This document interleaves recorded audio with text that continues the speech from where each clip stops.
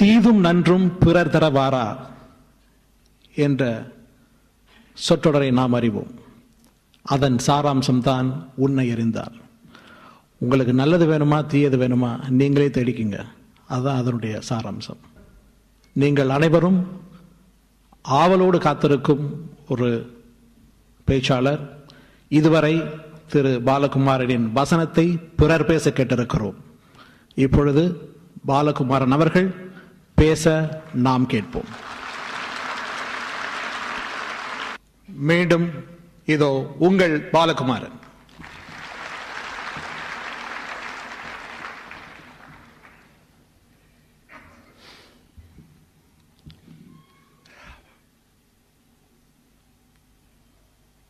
யோகிராம் சூரத்குமாரம் யோகிராம் சூரத்குமாரம் தேவஜாதி மனித ரூபம் யோகிராம் சூரத்குமாரம். திருவண்ணாமலை மகான், கடவுளின் குழந்தை, அடியார்க்கு நல்லான், என் சத்குருநாதன் யோகிராம் சூரத்குமார் அவர்கள் பாதங்களில் என் சிரம் பதிய வைத்து இங்குள்ள அத்தனை உயிர்களையும், சிங்கையில் வாழும் எல்லா மனிதர்களையும் ஆசீர்வதிக்குமாறு வேண்டி அறிவார்ந்த இந்த சபையின் முன்பு என்னுடைய உரையை துவக்குகிறேன். என் கதைகளை படித்து அதில் விருப்பம் அதிகமாகி என்னை சிங்கப்பூருக்கு பேச அழைத்த வேல்யூ இன்டர்நேஷனல் பிரகாஷ் அவர்களுக்கும் அவரது கூட்டாளிகளுக்கும் என் முதற்கண் மனமார்ந்த நன்றியை தெரிவித்துக் கொள்கிறேன்.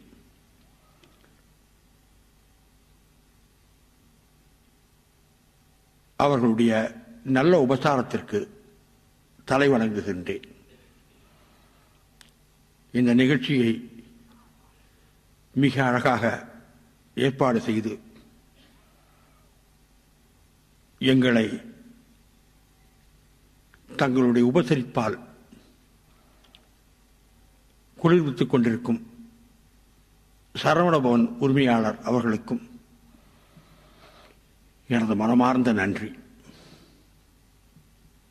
மாலையிட்ட தொழிலதிபர் விஜயகுமார் அவர்களுக்கு எனது தனிப்பட்ட வணக்கம். சென்னையில் இருக்கும்போது பார்த்துக்கொள்ள சமயம் இல்லாது போனாலும் கிட்டத்தட்ட 48 மணி நேரங்களாக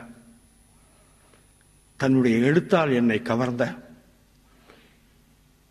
என்னை போன்ற எழுத்தாளர்களுக்கு முன்னோடியாக இருந்த திருமதி சிவசங்கரி அவர்களுக்கு எனது பணிவான வணக்கங்கள்.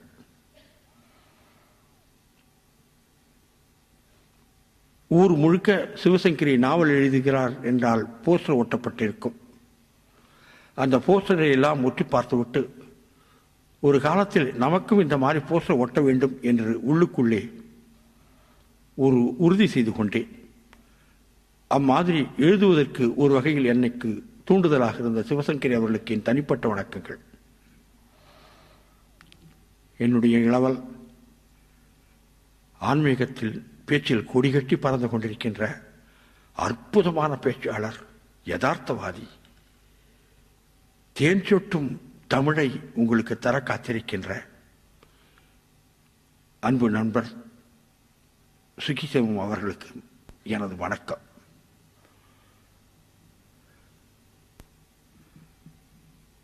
உன்னை அறிந்தால் என்று நீங்கள் சொல்லுகிற போது இதற்கு அவசியம் என்ன என்று ஒரு கேள்வி வரும். தன்னை அறிவது, தன்னை அறிந்து கொள்ள வேண்டும், தன்னை புரிந்து கொள்ள வேண்டும் என்று பல்வேறு கோணங்களில் பல்வேறு மனிதர்களால் நீங்கள் போதிக்கப்பட்டிருப்பீர்கள். எப்படி என்பதை ஒருவாறு சொல்லித் தருவார்கள். உங்கள் எதிரே நிற்கின்ற இந்த பாலகுமாரன் யார் என்பதை சொல்லிவிட்டு, உன்னை அறிந்தால் என்ற விஷயத்தினுடைய ஆழத்திற்கு போவது எப்படி என்பதை உங்களுக்கு சொல்ல முயற்சிக்கிறேன். லைட்டெல்லாம் என் பக்கம் இருக்க, நியாயத்துக்கு அந்த பக்கம் இருக்கணும். உங்க முகங்கள்லாம் பார்க்கணும். யாரெல்லாம் சிங்கப்பூர் தமிழர்கள் என்று பார்ப்பதற்கு எனக்கு வாய்ப்பு கொடுக்காமல் என் மீது வெளிச்சம் பாய்ந்து கொண்டிருக்கிறது. ஆனால் நண்பர்களே, நானும் இந்த மாதிரி ஒரு ஆடிட்டோரியத்தில் ஒரு ஓரத்தில் நகத்தை கடித்துக்கொண்டு பேசியவர்களை பதற்றத்தோடு பார்த்து கொண்டிருந்தவன்.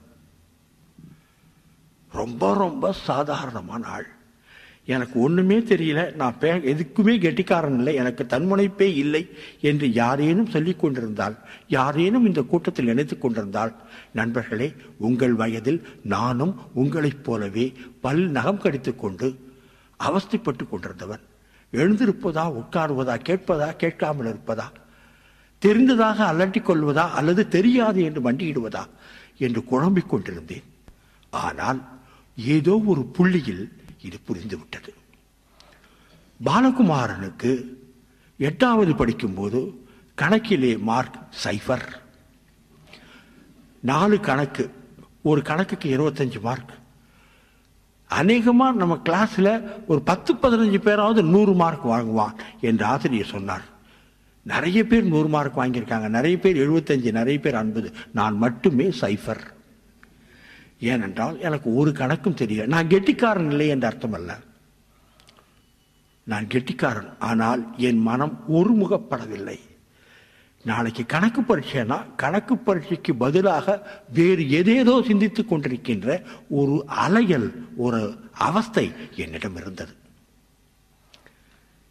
இதை எப்படி அகற்றுவது, இது அகற்ற முடியுமா என்று கூட தெரியாத ஒரு அவஸ்தை இருந்தது. போய் உண்மை எது பொய் எது என்று தெரியாமல் போய் ஏதோ ஒரு விஷயத்தை கேட்டு கேட்கறதுக்கு தெரியாத அறை வாங்கிட்டு வந்திருக்கேன். சைக்கிள் லைட் இல்லாத போலீஸ்காரர் பிடித்த போது கெஞ்சுவதா முறைப்பதா என்று எனக்கு தெரியவில்லை. கெஞ்சினதை விட முறைத்தான் நல்லது, போய் நண்பர்களிடம் பீச்சிக் கொள்ளலாம் என்று சொல்ல அந்த போலீஸ்காரர் அப்படித்தான் லைட் இல்லாத வருவேன், என்ன பண்ணுவேன் என்று கேட்க சரியான அடி. நண்பர்களிடம் வந்து அடிபட்டதை சொல்ல மிகப்பெரிய கேலி. ஆக ஒரு 16-17 வயதில் என்ன செய்ய வேண்டும் என்று இன்றைக்கு உங்கள் எதிரே நின்று பேசிக் கொண்டிருந்த பாலகுமாரனுக்கு அறவே தெரியாது. மக்கு, ஞாபக சக்தி குறைவு, பேச்சிலே ஒரு தெளிவில்லை, ஒரு குழகுழன்னே பேசறிய, ரொம்ப கடுமையான வார்த்தைகள் வந்து விடும். 0 மார்க் வாங்கின உடனே ஒரு வாத்தியார் கூப்பிட்டு சொல்றாரு, உன்ன மாதிரி ஒரு மக்கு பாப்பானா நான் பார்த்ததே இல்லை. இது எனக்கு மட்டுமல்ல, நான் சார்ந்த இனத்துக்குமே நான் கேலியாக போனேன். இது துடிக்கி வைத்தது. ஆனால் எப்படி மீள்வது என்று தெரியவில்லை. நான் மறுபடியும் என்னை பற்றி சொல்கிறேன், அப்பொழுது உங்களுடைய முகம் உங்களுக்கு தெரியும்.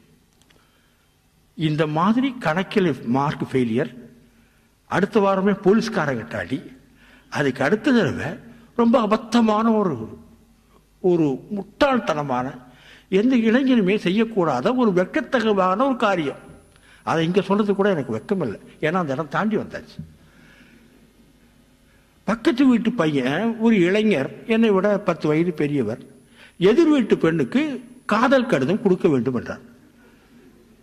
என்னை கூப்பிட்டு, நான் 2 நாள் தரேன், இந்த லெட்டரை மஞ்சுளா கிட்ட கொடுத்துருவியா? 2 நாள்னா மசால் தோசை, ரைட், நான் கொடுத்து விடுகிறேன் என்று சொன்னேன். அந்த 2 நாளுக்கு வாங்கி கொண்டு போய் மஞ்சுளா கிட்ட கொடுத்தேன்.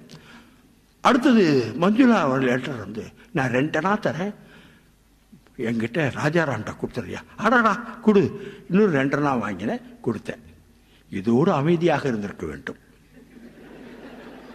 மறுபடியும் இன்னொரு லெட்டர் ராஜாராமனிடமிருந்து மஞ்சுளாவுக்கு போயிட்டு 2 நாள் கிடைத்தது. அங்க 1-2 நாள் வாங்கின நன்றியாவது இருந்துக்கணும்.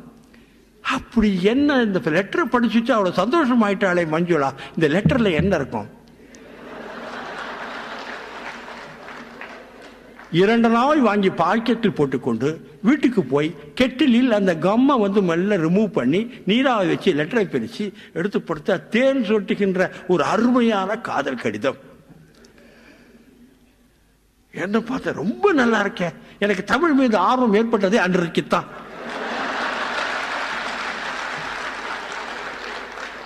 நான் அந்த காதல் கடிதத்தை என்ன பண்றது, எனக்கு வரல, யாருக்கோ போயிருக்கு, ஆனால் நல்லா இருக்கு, பிற்காலத்தில் உதவும் என்று நான் அதை ஒரு பிரதியை எடுத்துக்கொண்டேன். அந்த பிரதியை எடுத்துக்கொண்டு ரொம்ப ஜாக்கிரதையா அந்த எழுதின நான் காப்பி பண்ணது இடது பாக்கெட்டில் வலது பாக்கெட்டில் அவங்க சிந்து கொண்டு போய் மஞ்சுளாட கொடுத்து ராஜாராம் கொடுத்தாங்க. மஞ்சுளா கொஞ்சம் ஏறி இறங்க பார்த்தா, லெட்டரை பார்த்தா, திருப்பி என்ன பார்த்தா, இது உட்கார இன்னொரு லெட்டரை கொடுத்துட்றேன், உடனே கொடுத்துரு போனால் இன்னொரு லெட்டர் ரொம்ப சீக்கிரமாக கிடச்சிது. இவ்வளோ நல்ல லெட்டருக்கு இவ்வளோ சீக்கிரமாக லெட்டர் எழுதியிருக்காளே, என்ன எழுதிப்பா பார்க்கலாமே. அந்த 2 நாள் வாங்கிட்டு அந்த லெட்டரையும் பிரித்து பார்த்தேன். இந்த பாலகுமாரன் ஒரு மடையன், லெட்டரை பிரித்து படிக்கிறான், அயோக்கியன், அவனிடம் லெட்டர் கொடுக்காதே. ஆனால் நான் மடித்து அவங்ககிட்ட கொடுத்துட்டேன். அன்றைக்கு விதி சதி செய்தது. நான் ஒரு ஸ்கிரிப்டிங் பேடில் அந்த லெட்டரை காப்பி பண்ணேனோன்னா அந்த இம்ப்ரெஷன், பால் பாயிண்ட் இம்ப்ரெஷன் அந்த கீழே இருக்கிற பேப்பரில் இருக்குது. எங்கள் அப்பா அந்த ஸ்கிரிப்டிங் பேட் எடுக்கிற போது என்னமோ அழித்து எழுதியிருக்காங்களே, அது என்னமோ காதல்னு வார்த்தை வருது, இவன் கையெழுத்தா இருக்கே அப்படிங்கிறதுனால எங்கள் அப்பா மெனக்கிட்டு அதை பொடி பண்ணி, பென்சிலை பொடி பண்ணி அது மேலே தடவி அது என்னன்னு பார்த்து அது ஒரு காதல் கடிதம். இல்லை, நான் பண்ண தப்பு என்னன்னாக்கா அதில் ராஜாராம்னு போட்டுக்கணும், ஒன்றும் போடலை, பின்னாடி நம்ம கையெழுத்து போட்டுக்கலாம்னா உன் அன்புடையான்னு சொல்லிட்டு பிளாங்காக விட்டேன். நான் தான் யாருக்கோ லவ் லெட்டர் போறேன்னு அடி கண்டதெல்லாம் தடிச்சார். அன்னைக்கு ஒரு குறிப்பிட்ட ஒரு 15 நாட்களுக்குள் விதவிதமான அனுபவங்கள். ராஜாராமனும் அடிக்க வரான், மஞ்சுளாவும் முறைக்கிறான், வீட்டில் அப்பாவும் சாத்துறாரு. நான் திகத்தி போய் வீட்டை விட்டு ஓடிலாமா, பாம்பேக்கு ஓடினா நல்லா இருக்குமே என்று யோசிப்பண்ணும் போது கௌடியா மடத்திற்கு போய் கடைசியாக ராயப்பேட்டை கிருஷ்ணனிடம் விடைபெற்று போகலாம் என்று நினைத்த போது அங்குள்ள ஒரு பிரம்மச்சாரியிடம் நான் சரியாகவே இல்லை, எது எடுத்தாலும் நான் ஃபெயிலியர், கணக்கில் சைஃபர் மார்க், எங்கே முறைக்கக்கூடாதோ அங்கே முறைச்சி ஒரு அறை வாங்கினேன், இன்னும் கர்ணம் வலிக்குது. அப்பாவிடம் இந்த மாதிரி லெட்டரை திருட்டுத்தனமாக படித்தேன், அதை அப்பா கண்டுபிடிச்சிட்டாரு. அந்த ஏரியாவில் யார் பக்கம் போனாலும் எங்கிட்ட மூஞ்சி கொடுத்து பேச மாட்டேன்றாங்க. ஏன்னா 17 வயசே லவ் லெட்டர் எழுதுவேன்று அந்த காலனியில் அத்தனை பேருக்கும் தெரிந்து விட்டது. இவங்க கூட பேசாதே என்று இந்த நண்பர்களை எல்லாம் விலக்கி விட்டார்கள். நான் தனிமையில் இருக்கிறேன், நான் என்ன செய்வது? நல்ல வேலை என்று சொன்னார். எனக்கு புரியவில்லை என்று சொன்னேன். நல்ல வேலை, உன்னை கடவுள் தேர்ந்தெடுத்திருக்கிறார், உன் நண்பர்கள் இல்லை, உனக்கு உதவி செய்பவர்கள் யாரும் இல்லை, எனவே கிருஷ்ணர் தான் உனக்கு இனிமேல் உதவி, கிருஷ்ணரிடம் போய் கேள். நீங்க எதுவும் சொல்லித்தரக்கூடாதா? எனக்கு சொல்லித்தர ஒன்றும் தெரியாது, ஆனால் கிருஷ்ணரிடம் கேள், கிருஷ்ணர் ஏதாவது சொல்லித் தருவார். எனக்கு நம்பிக்கை இல்லை, ஆனாலும் கௌடியாமனை போய் சுற்றி கிருஷ்ணர்கிட்ட போய் நின்ன உடனே கண்லேருந்து ஜலம், எதனாலையும் ஒரு அழுகை, ஒரு விசும்பல். போய் திருப்பி சுற்றி வரும்போது ஒரு மனம் மிருதுவாக இருந்தது. என்னை ஏறிட்டு பார்த்த அந்த பிரம்மச்சாரி, நான் உனக்கு ஒரு சிறிய வித்தை கற்றுக் கொடுக்கிறேன், அது பெரிதாக வளர்ந்து உன்னை காப்பாற்றும். உட்கார்ந்த உடனே எனக்கு அவர் சொல்லிக் கொடுத்தது நாடி சுத்தி. நண்பர்களே, இந்த நாடி சுத்தி, பிறகு பிராணாயாமம், பிறகு மந்திர ஜபங்கள், பிறகு தியானம் என்று பல இடங்களுக்கு நான் போனதற்கு உண்டான முதல் அந்த நாள் தான் பிள்ளையார் சொல்லி போடப்பட்டது. பாலகுமாரன் ஒரு மேடையில் நின்று சிங்கப்பூருக்கு பேசுகின்றான் என்றால் அந்த ஒரு நாளில் நான் மூச்சு சரியாக இழுத்ததும் மூச்சு சரியாக விட்டதும். வாழ்க்கையில் என்ன அவமானம் நீங்கள் பட்டிருந்தாலும் தயவு செய்து பயப்படாதீர்கள் நண்பர்களே, குண்டி போகாதீர்கள். ஒரு சின்ன வித்தை இந்த சிங்கப்பூரில் உங்களுக்கு சொல்லிக் கொடுத்து விட்டு போகிறேன், கொஞ்சம் கவனமா பிடிச்சிட்டீங்கன்னா போறோம். உங்களை ஆராய்வது, உங்களை அறிவது எங்கே ஆரம்பிக்க வேண்டும் என்று உங்களுக்கு தெரிந்துவிடும். ஏன் உங்களை அறிவதில் இத்தனை தாமதம்? ஏன் உங்களுக்கு மீட்டிங் போட்டு இப்படி சொல்ல வேண்டும்? ஏன் உங்களுக்கு இன்னொருவர் வந்து போதிக்க வேண்டும்? உங்களை அறிவது என்பது அத்தனை சிரமமா, அத்தனை ஹிம்சையா என்றால் ஆமாம், மனம் சிக்கலானது. தந்திரங்கள் செய்வது, நம் மனம் நம்மை ஏமாற்றுவது போல நம்மை வேறு யாரும் ஏமாற்றவில்லை. ஆக உங்கள் மனம் உங்களை ஏமாற்றாமல் இருக்கின்ற என்ன செய்ய வேண்டும்? உள்ளே மனதிற்குள் ஒரு அமைதி வர வேண்டும். அந்த அமைதி எப்படி வரும்? போய் தனியா உட்காருங்க. எப்பொழுது பாலகுமாரன் நண்பர்கள் இருந்து உதறி விடுபட்டு அவமானப்பட்டு தனிமையை தேடி போக்கும் போது நல்ல காலம் பிறந்து விட்டது. தனியாக இருக்க பழகிக் கொள்ளுங்கள். தனியாக இருக்க பழகும் போது ஆரம்பத்தில் ரொம்ப சமமாக இருக்கும். பேசி பேசி கலைத்தவர்களவா, அந்த பேசி பேசி கலைத்தவர்கள் எல்லோருக்கும் தனியாக இருப்பது சமமாக இருக்கும். தனியாக இருக்கும் போது இன்னொரு வித்தை சொல்லித் தருகிறேன். இடது பக்கம் மூச்சு 8 இழுத்து வலது பக்கம் 16 விடுங்கள். வலது பக்கம் 8 இழுத்து இடது பக்கம் 16 விடுங்கள். இது ஹடயோகம் என்பதின் ஆரம்ப பாடம். யோகம் என்பதின் ஆரம்ப பாடம். மறுபடியும் சொல்கிறேன், நன்றாக கவனம் வைத்துக் கொள்ளுங்கள். இடது பக்கம் இழுக்கணும், வலது நாசியை மூடிக்கணும். 8 இழுத்து வலது பக்கம் 16. 1 2 3 4 5 6 7 8 இழுத்தாக்கி விட்டது. வலது பக்கம் இடதை பொத்திக் கொண்டு 1 2 3 4 5 6 7 8 9 10 11 12 13 14 15 16 அது வெளியோடு. 8 16 8 16. உடம்பு அப்படி உட்காரும். முதுகெலும்பு தலை கழுத்து நேராக உட்காரும். யாருக்கு முதுகெலும்பு கழுத்து தலை நேராக இருக்கிறதோ அங்கு சிந்தனைகள் சரியாக நேராக செயல்பட துவங்கும். உட்காரவே நமக்கு தெரியல. உட்கார கற்றுக்கொள்ளுங்கள். அழுத்தமா ஸ்டடியா முதுகெலும்பை குறுக்கு நேர வச்சு, முதுகெலும்பை நேர வைத்து தலையை நேர வைத்து உட்காருவது என்பது இந்த நாடி சுத்தி என்பதும் போது வரும். இந்த நாடி சுத்திக்கு பிறகு பிராணாயாமம் என்கிற ஒரு வித்தை இருக்கிறது. அது ஒவ்வொரு உட்கார்ந்து ஸ்டேஜில் உட்கார்ந்து சொல்ல முடியாது, நேரடியாக கற்றுக்கொள்ள வேண்டிய விஷயம். ஆனாலும் சொல்கிறேன். 8 இழுத்து 20 நிறுத்தி 16 வெளியே விடுங்கள். 20 நிறுத்தி 8 உள்ளே இழுங்கள். 20 நிறுத்தி 16 வெளியே விடுங்கள். இது ஒன்று. இந்த மூச்சு இழுத்து மனமும் மூச்சும் ஒன்றுக்கொன்று பின்னி பிணைந்தவை. கோபத்தில் உங்கள் மூச்சு தாறுமாறாக இருக்கிறது. காமத்தில் உங்கள் மூச்சு வேறு விதமாக செயல்படுகிறது. சந்தோஷத்தில் உங்கள் மூச்சு வேறு விதமாக இயங்குகிறது. மூச்சை சரியாக கவனமாக நீங்கள் கையாண்டீர்கள் என்றால் சிந்தனை சரியாக போகும். அன்றைக்கு பாலகுமாரனுக்கு அந்த மூச்சு பயிற்சி மிக தெளிவாக பலமுறை பலமுறை பலமுறை சொல்லிக் கொடுக்கப்பட்டது. இன்னொன்று வேணும், வைராக்கியம். செய் அல்லது செத்து மடி. செய். மூச்சு பயிற்சி கற்றுக்கொண்டு விட்டாயா, நாளை காலையில் உட்காருங்க. எப்போ? வயிற்றில் எம்டியா இருக்கிற போது காலையில் 7லேருந்து 7:30 10 தடவை கண்ணை மூடின்னு உட்கார்ந்துருக்கிறது. இந்த சிஸ்டத்துக்கு வரத்துக்கு வைராக்கியம் வேணும். இல்லை இன்னைக்கு விட்டுட்டு நாளைக்கு இல்லை. வைராக்கியம் இல்லை என்று ஜெயிக்கவே முடியாது. ஜெயிக்கணும்னா உள்ள ஒரு வெறி, ஏதேனும் ஒரு வழியை கைப்பற்றிக் கொள்கிற ஒரு வழி, அந்த வைராக்கியம் வேணும். செய் அல்லது செத்துமடி என்பதனுடைய விஷயமே. செத்துமடி என்ன பிசிக்கலா செத்து போன அர்த்தம் இல்லை, தற்கொலை பண்ணிக்கோன்னு அர்த்தம் இல்லை.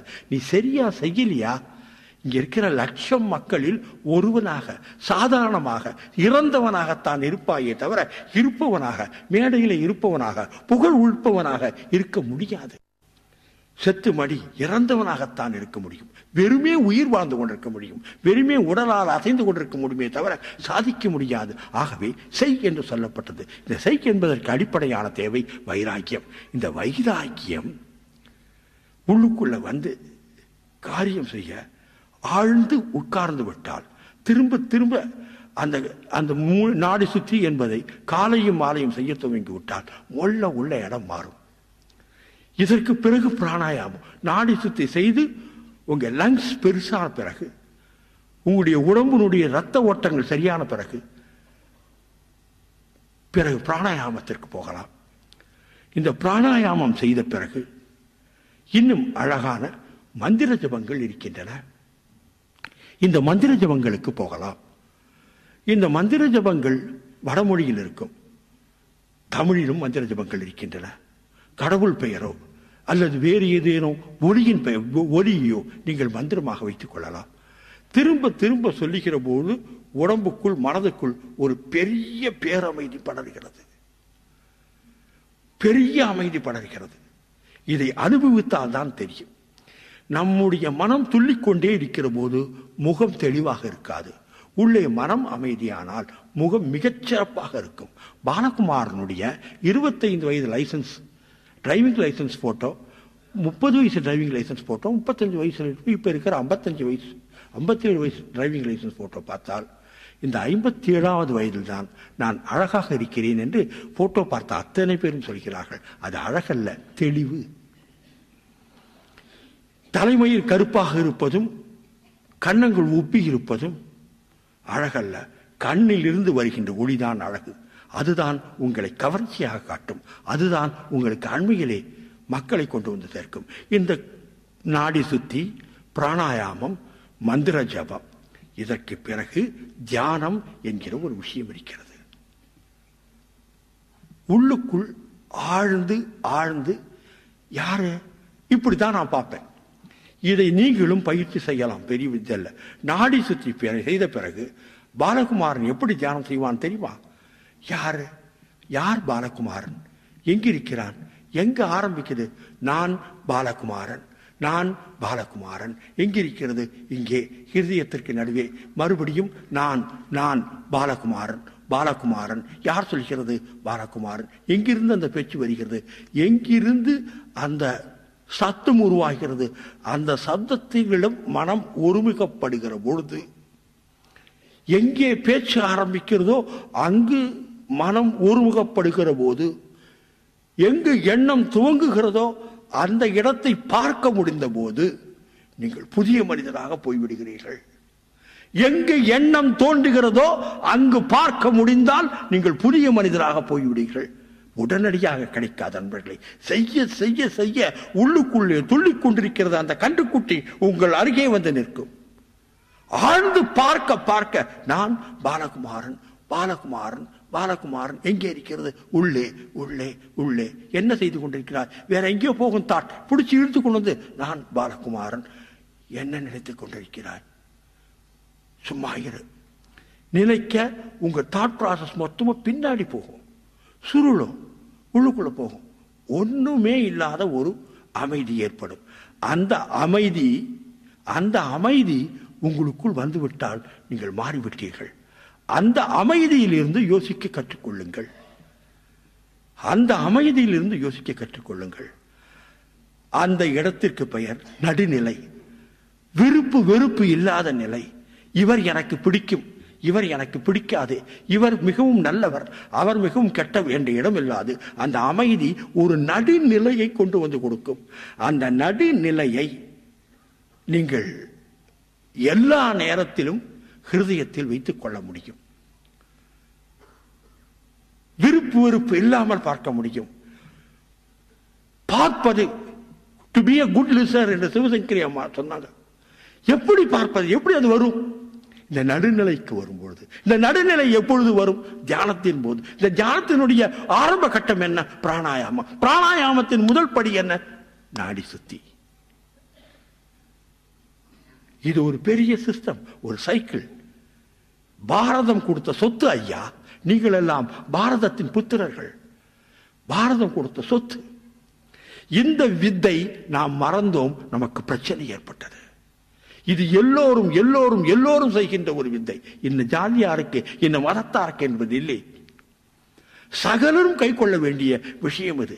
இந்த அற்புதமான விஷயம் உள்ளுக்குள் வந்து நின்றுவிட உங்களுடைய அமைதி உங்களுக்கே பிரமிப்பாக இருக்கும்.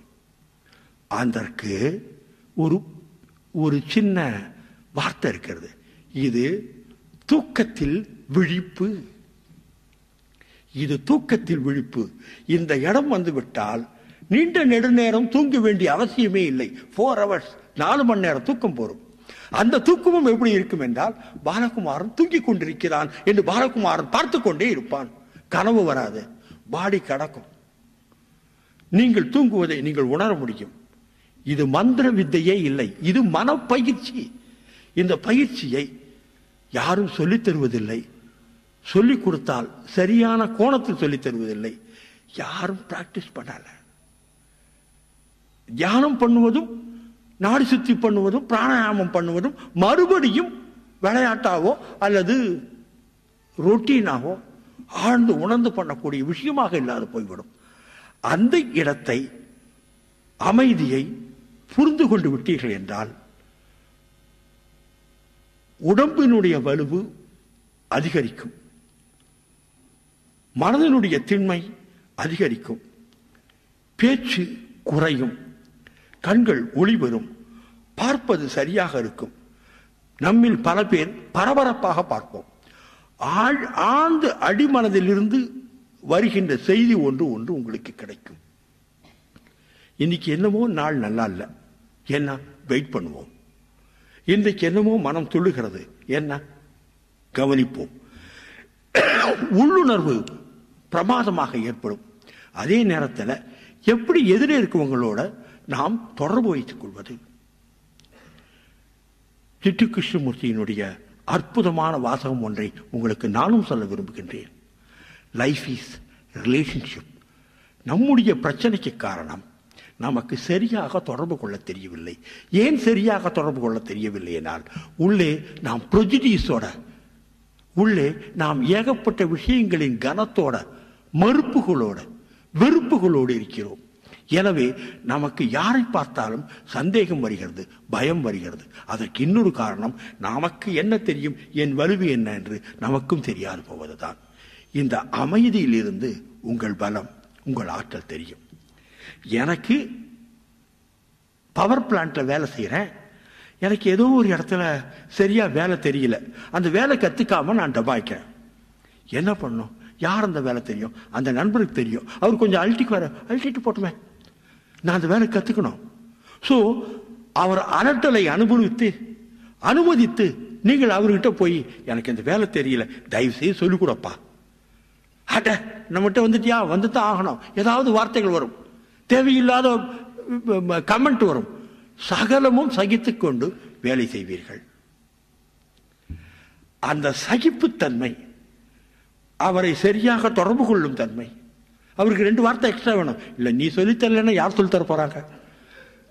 பூ போடணும், போடலாமே, வேலை கத்துக்கலாம். அப்பொழுது வேலை கற்றுக்கொள்கிற பொழுது உங்களுடைய அவரை விட பெட்டரா, அந்த ஒருமுகப்பட்டு செய்கிற பொழுது அவரை விட பெட்டரான வெல்டரா, அவரை விட பெட்டரான மேசனா, அவரை விட பெட்டரான கார்பெண்டராக நீங்கள் மாறுவீர்கள்.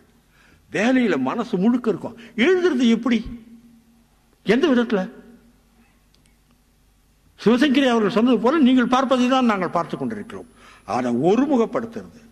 இன்னைக்கு இந்த அத்தியாயம் முடிக்க வேண்டும் என்றால் இன்னைக்கு இந்த அத்தியாயம் முடிக்கணும். விடவே மாட்டேன். இந்த வேலை தவிர வேற ஒண்ணுமே இல்லை. அப்ப ஓய்வு வேண்டாமா? அடுத்த வேலை தான் ஓய்வு. ஏன்? என் வேலையை நான் காதலிக்கிறேன். ரைட்டரா இருக்கிறது பெரிய மூத்தோர் செய்த புண்ணியம், தவம் நினைக்கிறேன். பரம சந்தோஷமா இருக்க. இதை விட பெட்டரான காசு சம்பாதிக்கின்ற விஷயங்கள் இல்லையா இருக்கின்றன. எனக்கு எழுத்து பிடிக்கும், நான் பிடித்து வேலை செய்து கொண்டிருக்கிறேன். 17 வருடம் ஒரு டிராக்டர் கம்பெனியில் வேலை செய்து விட்டு எனக்கு அங்கு வேலை செய்ய பிடிக்காம ஓடி வந்தேன். பிறர்க்கே உழைத்தே அடையானே. இன்னொருத்தருக்கு வேலை செய்து கால் நான் என் வேலை செய்ய வேண்டும் என்று ஓடி வந்து விட்டேன். எனக்கு என்ன பிடிக்குமோ அதை செய்து விட்டேன். எனக்கு அந்த வேலை பிடிக்கல. உங்களுக்கு எந்த வேலை பிடிக்குதோ அந்த வேலையை செய்யுங்க, முழுமையா செய்யுங்க, முழு ஈடுபாட்டோட சின்சியரா செய்யுங்க. இந்த வேலை செய்கிறோமே என்ற தலைநோவு ஏற்பட்டால் அந்த வேலை சரியா செய்ய முடியாது. வேதனை ஏற்பட்டால் டபாய்க்கத்தான் தோணும். எப்பொழுது ஏமாற்ற ஆரம்பிக்கிறோமோ அப்பொழுது நாம் மற்றவரை ஏமாற்றவில்லை, நம்மை நாமே ஏமாற்றிக் கொள்கிறோம். இந்த இன்சின்சியர் டிஸ்ஆனஸ்ட் புத்தி இருக்க தூங்கவே விடாது, அமைதியாகவே இருக்க முடியாது. ஒரு ஆரவாரம் அது கேட்கும். இதுதான் சூட்சமும். டிஸ்ஆனஸ்டி இருக்கு பாருங்க உங்களுக்குள்ள, அந்த இன்சின்சியரிட்டி இருக்கு பாருங்க, அதை மறக்கிறதுக்கு அது ஒரு புடுங்கும் போட்டு, என்ன இன்னைக்கு டபாச்சிட்டல ஏமாத்திட்டல, போய் தண்ட சோறு தானே இன்னைக்கு அப்படின்னு உள்ளுக்குள்ள கொத்து ஏமாத்தும். அப்போ ஒரு ஆரவாரம் அதை மறைக்க தேவைப்படும். ஆரவாரம், அதாவது உரத்துக்காரர் பேசுறது, இல்லை உரத்து இன்னொருத்தரோட சண்டை போடுறது, இவன் எவ்வளவு மோசம் தெரியுமா அப்படின்னு போட்டு கொடுக்கறது. இந்த ஆரவாரம், ஏதாவது ஒன்று பண்ணலாமே, ஒரு கலாட்டா பண்ணலாமே என்ற ஒரு எண்ணம் எப்பொழுது ஏற்படும் என்றால், உள்ளே நிறைவு இல்லை. எங்க நிறைவு இல்லை? வேலையில் டிஸ்ஆனஸ்டி. ஏன் வேலையில் டிஸ்ஆனஸ்டி? அமைதி இல்லை. ஏன் அமைதி இல்லை? வெறும் எதிர்பார்ப்பு, சோம்பேறித்தனம், உழைப்புக்கு அஞ்சுதல். இந்த அமைதி வேண்டுமானால் என்ன செய்வது? நாடி சுத்தி, பிராணாயாமம், மந்திர ஜபம், தியானம். வேற வழியே கிடையாது, வேற வழியே இல்லை. இதைத்தான் எல்லா மதங்களும் எல்லா ஆன்மீகமும் எல்லா விஷயம் சொல்றது. இதுதான் வழி. வேற எப்படியும் வேற எந்த புத்தகம் கிடைத்தாலும் சரி, புத்தகம் பண்ணுன்னு சொல்லும், அனலைஸ் பண்ணுன்னு சொல்லும். எப்படி அனலைஸ் பண்றது? உள்ளே அமைதி ஏற்பட்டால்தான். ஆரம்பத்தில் மிக கடினமாக இருக்கும். இந்த கடினமாக புத்தி அலையுதே, என்னால் உட்காரவே முடியலையே. எத்தனை நாள் அலைஞ்சா புத்தி இது? உடனே உட்காருமா? 25 வருடங்களாக அலைந்த புத்தி 2 நாளில் சரியாகி விடுமா? இல்ல, 2 வருஷம் ஆகும். பயப்படவே கூடாது, 2 வருஷம் ஆகும். 27 நீ வேற ஆள், வேறு விதமான ஆள். அந்த 27 வயது, இந்த 2 வருஷத்துல எத்தனை அவமானம் வந்தாலும், எத்தனை துன்பம் வந்தாலும், எத்தனை தோல்விகள் வந்தாலும் சகித்துக் கொண்டு இதில் ஒரு பக்குவம் வருவதற்காக காத்திருப்பின். அப்பா, வானம்தான் எல்லை. எத்தனை ஹைட் போலாம் தெரியுமோ, என்னென்ன செய்யலாம் தெரியுமோ.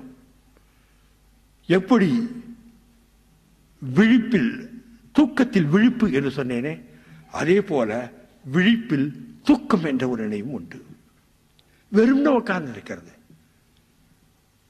எங்கேயாவது சிங்கப்பூர் ஏதாவது ரோட்ல போய், ஒரு பார்க்குக்கு போய், அல்லது நடைபாதை ஓரம் இருக்கிற பெஞ்சில் வெறுமையே உட்கார்ந்து கொண்டு இந்த மனம் என்ன செய்து கொண்டிருக்கிறது என்று பார்க்க, மனம் மெல்ல நகர்ந்து அவிழ்ந்து ஒன்றுமே செய்யாமல் ஒரு அமைதியில் இருக்கும். உறக்கம் போலும் ஒரு அமைதியில் இருக்கும். இது விழிப்பில் தூக்கம். என்னமோ பெரிய வார்த்தை சொல்ற மாதிரிலாம் நினைக்கணும். ரொம்ப பெரிய வித்தை இல்லை, சர்வ சாதாரணமா. இதை ஒரு நாளும் நீங்க செய்ய முயற்சிப்பதில்லை, செய்ய வேண்டும் என்று யாரும் சொல்லித் தருவதில்லை. இப்ப விட்டுட்டு போற போது தனியா போங்க, எங்கேயாவது ஒரு இடத்துல உட்காந்துங்க. உட்கார்ந்து மனசு என்ன பண்ணுது என்று ஆழ்ந்து உற்று பாருங்கள். மனம் மெல்ல மெல்ல கூத்தாட ஆரம்பிக்கும். சுமாரு உள்ளே அடங்கும், மெல்ல பதுங்கும். சற்று நேரம் பொறுத்து காணாமல் போகும். அப்படி காணாமல் போகும்போது உடம்பிலும் புத்தியிலும் மிகப்பெரிய மாறுதல் ஏற்படும். எனார்மஸ் மெமரி, எனார்மஸ் எனர்ஜி உடம்புல வரும். அதீதமான எனர்ஜி. நான் எப்படி வேலை செய்வேன் என்று என் துணைவியார் சாந்தா அவர்களையும் என் மகன் சூர்யா அவர்களையும் அழைத்து வந்திருக்கிறேன். கேட்டு பாருங்கள். காலையில் 6 மணிக்கு எழுந்திருந்தா இரவு வரைக்கும் வேலை இருப்பேன். கண்டினியூஸா செய்து இருப்பேன். என்னால் சகிக்க முடியும். அத்தனை எனர்ஜி வேலை இருக்கு, செய்து தான் ஆகணும். அந்த கண்டினியூஸ் ப்ராசஸ் ஆஃப் எனர்ஜி இருக்கும். தூங்குகிற போது மிக அமைதியான தூக்கம். நண்பர்களே, என்னுடைய மகள் ஸ்ரீகௌரியின் திருமணத்தை சமீபத்தில் முடித்தேன். எனக்கு கணக்கில் சைஃபர் போட்ட வாத்தியார் வந்திருந்தார். நான் கூப்பிடல. உன் பொண்ணு கல்யாணம் கேள்விப்பட்டேன்டா, நான் வந்தேன். தப்பா? ஐயோ வாங்க சார், நீங்க எங்க இருக்கீங்கன்னு எனக்கு தெரியாது, அதனால நான் பார்த்தியா, நீ ஏன் ஸ்டூடெண்ட்டு, உங்க வீட்டு கல்யாணத்துக்கு வராத. இல்லை சார், நான் பெரிய ஆள்லாம் ஒன்றும் இல்லை, உங்க கையால் சைஃபர் வாங்கினேன். கணக்கில் தான்டா சைஃபர், வாழ்க்கையில் நீ 100க்கு 100 வாங்கிட்டியே என்று சொன்னார். நான் சற்றும் எதிர்பாராது என் மகள் திருமணத்தில் வந்து என்னையும் என் மகளையும் என் குடும்பத்தாரையும் அவர் ஆசீர்வாதத்தை பார்த்து ரொம்ப சந்தோஷமாயிடுச்சு. அன்றைக்கு ரொம்ப நிறைவு. நண்பர்களே, இது இன்னொரு இடத்துக்கு கொண்டு போகும். இதை சொல்லிவிட்டு நான் என் உரையை முடித்துக் கொள்வேன். இந்த இடம், இந்த அமைதி வரும் பொழுது உங்களுக்குள் ஒரு சத்தியம் தோன்றும், ஹானஸ்டி வந்துடும். தப்பா சம்பாதிக்க வேண்டாம், பொய் சொல்ல வேண்டாம், இழிவுபடுத்த வேண்டாம், மற்றவர் மனதை நோகடிக்க வேண்டாம் என்று வரும்.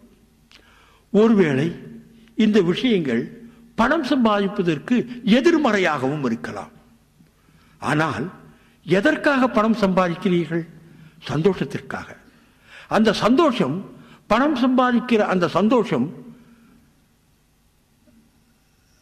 துக்கத்தை கொடுத்ததெனில், வேதனையை கவிழ்த்ததெனில், கணக்கு தவறாக போய் தண்டனையை கொடுத்ததெனில், அப்பொழுது சந்தோஷம் என்பது ஒரு நடுக்கத்திற்குரிய விஷயமாக போய்விடுகிறது. இந்த சத்தியம், இந்த ஹானஸ்டி உள்ளுக்குள் வருகிற பொழுது ஒரு மிகப்பெரிய அமைதியான சந்தோஷம் ஏற்படும். இவர் என்னை பாராட்ட வேண்டுமே என்று நான் எதிர்பார்க்க மாட்டேன். என் வேலை கதை எழுதுறது. கதை எழுதிட்டு உடனே தெரிஞ்சிடும் இது ரொம்ப நல்லா வந்திருக்க கதைன்னு. அதை பற்றி வேறு யாராவது என்னை பாராட்டுகிற பொழுது இந்த காதல் இந்த காதல போதும், உள்ளே இல்லை. ஏனென்றால் அடுத்த கதையில் பாலகுமாரன் இருந்து கொண்டிருக்கிறார். அந்த கதை முடிஞ்சு போச்சு. நல்லா தன் நன்றி, வணக்கம், தேங்க்யூ. உள்ள தைக்கவே தைக்காது, புகழ் போதையே வராது. அடுத்த கதைக்கான ஆயத்தங்கள் நடந்து கொண்டிருக்கும். அடட, பவர் பிளாட்டில் வேலை செய்யறாங்க, 10 பேர் வந்திருக்காங்க. அதில் ஒரு புள்ள சொல்லுது, வீட்டுக்குள்ள நிறைய கடை இருக்கு, இங்கே வர்றோம், அடைக்கணும், போர்ல காசு. உள்ள துடிக்கும் நமக்கு. அடாடா, எங்கே இருக்கிற புள்ள எங்கே என்ன வேலை செய்யுது? ஆனால் இன்னும் நிறைவு இல்லை என்று சொல்லுகிறதே. இந்த குழந்தைக்கு நிறைவு வர வேண்டுமே, இதற்கு அதிகம் பணம் வர வேண்டுமே என்று இந்த மனம் எண்ணும். அந்த பிள்ளைக்கு கிடைக்கும். அந்த பவர், அந்த ஒரு சக்தி இந்த மனதிற்கு வரும். இப்படி நடக்க வேண்டும் என்று உள்ளுக்குள்ளே ஆசைப்படுகிற போது அது நடக்கும். ஒரு பெண் குழந்தை மாமா கல்யாணம் 5 வருஷம் ஆச்சு, குழந்தை பாக்கியமே இல்லை, எங்கள் மாமியார் நடத்தினார்லாம் ரொம்ப கடுமையாக பேசுகிறாங்க, ரொம்ப சிரமமாக இருக்கு, எங்கள் வீட்டுக்காரரும் ஒரு மாதிரி அலட்சியப்படுத்துகிறார் என்று சொல்லிக்கொண்டு அழுதது. எனக்கு தெரியும், நானும் ஒரு மகளை பெற்றவன். அந்த மகளுக்கு திருமணம் செய்து வைக்க பல்வேறு சிரமங்களை பட்டவன். அந்த பெண் போய் நல்லபடியாக கொடுத்தம் பண்ண வேண்டுமே என்று விரும்பியவன். நன்றாக நல்ல கணவருடன் அமைதியாக கொடுத்தம் பண்ணி கொண்டிருக்கிறாள் என்று சந்தோஷம் அடைபவன். அந்த நிறைவில் இந்த குழந்தையை பார்க்கிற பொழுது இதனுடைய வேதனை, ஒரு பெண்ணினுடைய வேதனை, எனக்கு கொஞ்சமும் சம்பந்தமே இல்லாத அந்த பெண்ணுடைய வேதனை எனக்கு தெரியும். கொஞ்ச நேரம் எதிர்க்க வச்சு தலையை தடவி, இல்லையே 3 மாசத்துல உனக்கு கர்ப்பம் வந்துருமே, எனக்கு ஒன்றும் தப்பா தெரியலையே என்று தலையை தடவிட்டு 3வது மாதம் அந்த பெண்மணி ஓடி வந்து சொன்னாள், மாமா நான் 45 நாள் முழுகாம இருக்கேன், கன்ஃபார்ம் பண்ணிட்டார் டாக்டர். இது நான் செய்ததா? இல்லை, நான் எனக்குள் இருக்கிற சத்தியம். பாலகுமாரனுக்கு இங்கே எந்த விதமான தகுதியும் இல்லை, எனக்குள் இருக்கிற சத்தியம்.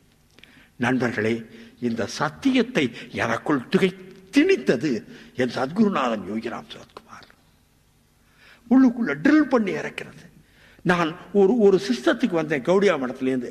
என்னை வெறுமையில் இருப்பதற்கு, அமைதியாக இருப்ப தெரிந்த போது என் குருநாதரை சந்திக்கின்ற மிகப்பெரிய பாக்கியம் ஏற்பட்டது. கடவுள் என்ற விஷயத்தை தெரிந்து கொள்ள வேண்டும்.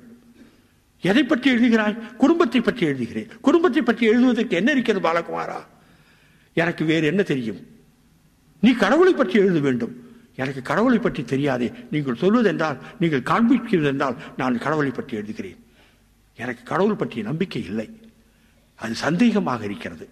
பாடல்கள் பல ஆயிரம் தெரிந்திருப்பினும் உண்மையிலே கடவுள் உண்டா என்பது கேள்வியாக இருக்கிறது என்று சொன்னவுடன் என் குருநாதர் என் தலையை தடவி, முதுகை தடவி, இடுப்பை தடவி, கையில் இழுத்தி அணைத்துக் கொண்டு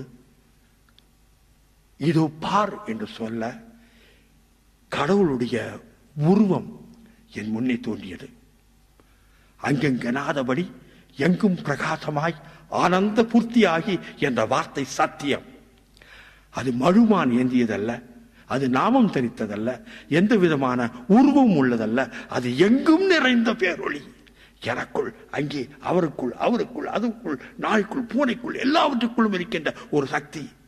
திரும்பி என்னுடைய குருநாதரை பார்க்கும்போது ஒரு திகழ் சக்கரமாக அந்த மிகப்பெரிய ஒரு சக்தி மணல் துகளாக நகர்ந்து கொண்டே இருக்கிறது. நண்பர்களே, உங்கள் உடம்பிற்கு எல்லார் உடம்பிற்குள்ளும் மூலாதாரம் என்ற ஒரு சக்தி இருக்கிறது. அப்படி தட்டி அப்படி எழுப்ப முடியும் ஞானிகளால். அடியில் இருந்து ஒரு சக்தி பீரிட்டு கிளம்பி நெஞ்சுக்கு வந்து தாக்கியது. இங்கே கீழே இருக்கிற அந்த எருவாய்க்கும் கருவாய்க்கும் நடுவிருக்கின்ற இடத்தில் இருந்து மேலே வந்து நெஞ்சை தாக்குகின்ற போது அந்த நேரம் என்ன, கையை கொண்டு வரதுக்கு ஒரு செகண்ட் கூட ஆகாது.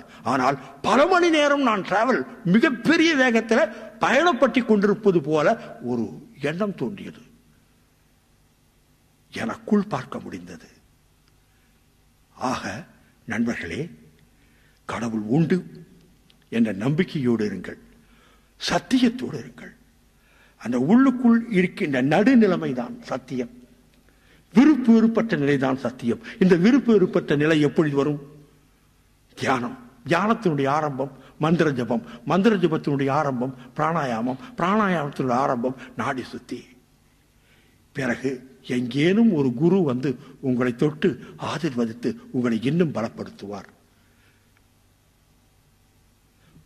உங்கள் வீட்டு ஜன்னலை திறந்து, கதவை திறந்து, அங்குள்ள சாமான்களை துரைத்து அமைதியாக இருங்கள். தென்றல் வந்தாலும் வரும்.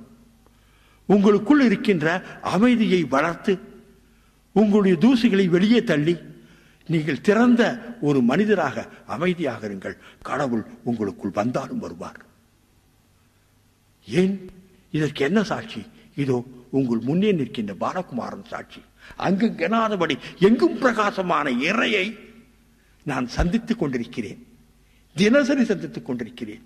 உள்ளுக்குள் கண்மூடி பார்க்கும் பொழுதெல்லாம் எனக்குள் இறை இருக்கிறது என்பதை உணர்ந்து கொண்டிருக்கிறேன். என்னிலிருந்து பீரிடுகிறதை நான் அனுபவித்துக் கொண்டிருக்கிறேன்.